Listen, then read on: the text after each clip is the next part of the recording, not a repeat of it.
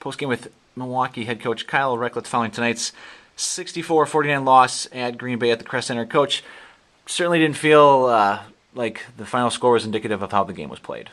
Yeah, we again locked into a game plan. And the biggest challenge I gave our girls after the game was just, why do we play with such intensity against some of the top teams in our league? Or some of the top teams in the country, for that matter. And then we play other teams in our league and don't bring that same intensity and that same spirit to locking into our game plan. So, we did everything that we could to hold them, but they are an amazing team.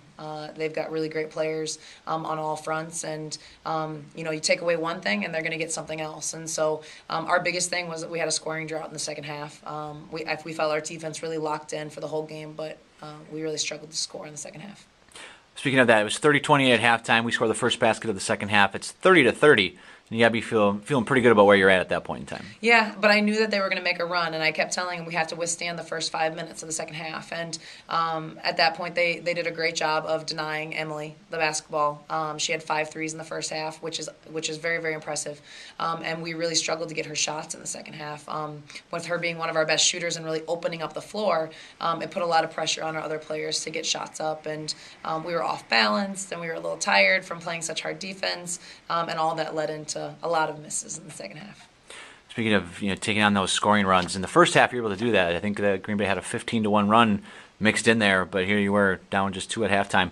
Talk a little bit, limited to 31% shooting in the first half, and the defense that you came out in. Talk a little bit about the defensive play in the first half. We actually put in a defense that we just called scramble. And, we just did a lot of different movements off of it, and it was just more of a communication and a read defense. And like I said, our players really locked into it. The biggest thing that we felt like was we had no size to go against their bigs. They have some really, really good post players, and we just had to do a lot of, they were pinning us on the outside, and so it was spinning off, and you just had to be physically tough.